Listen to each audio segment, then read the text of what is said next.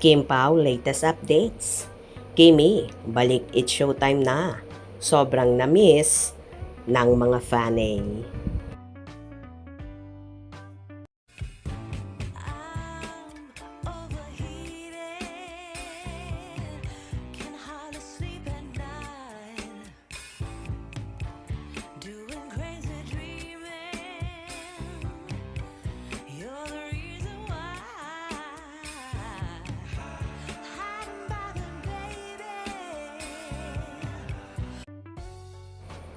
Nagbahagi nga ang multimedia idol na si Kim Chiu ng short video sa kanyang Instagram story na may caption na, "Officially back in the city, but first, we'll be posting more of PBB.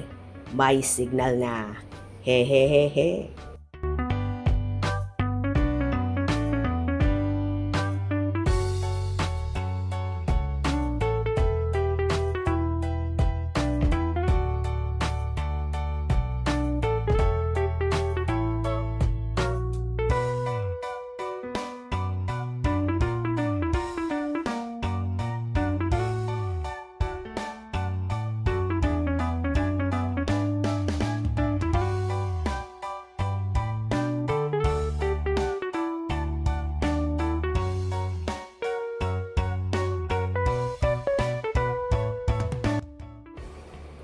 Ngayon nga Tuesday ay present na rin si Chinita Princess sa noontime show na It's Showtime. Kaya naman sobrang saya ng fans ng dalaga at ganun din ng mga co-hosts ni Kimi.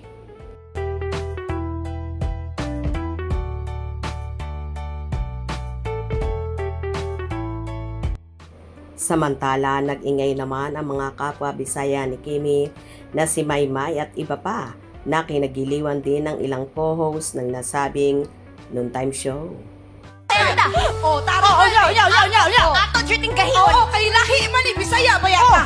Lahi pero lahi sa bisda kay mga huy, dili lang talamion.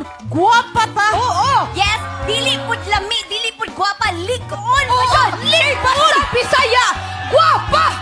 Guwapa kay sa Bisaya. Oy, asang guwapa bi? LRJ. Lahira jud. LRJ.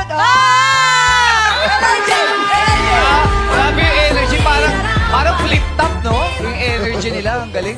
Yes, Galing. magpapapalit na rin ako ng apelido. Entrata na rin. By the way, nagbahagi rin naman si Mr. Pogi na si Paulo Avellino ng short video sa kanyang Instagram account kung saan may ibinigay sa kanyang friend.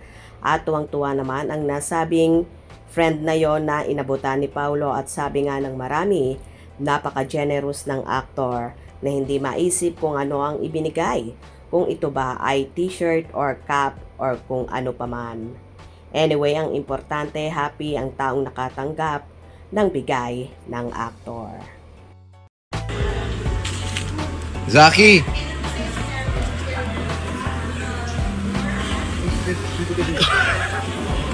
Yes, Zaki. Bini Zaki. Thank you.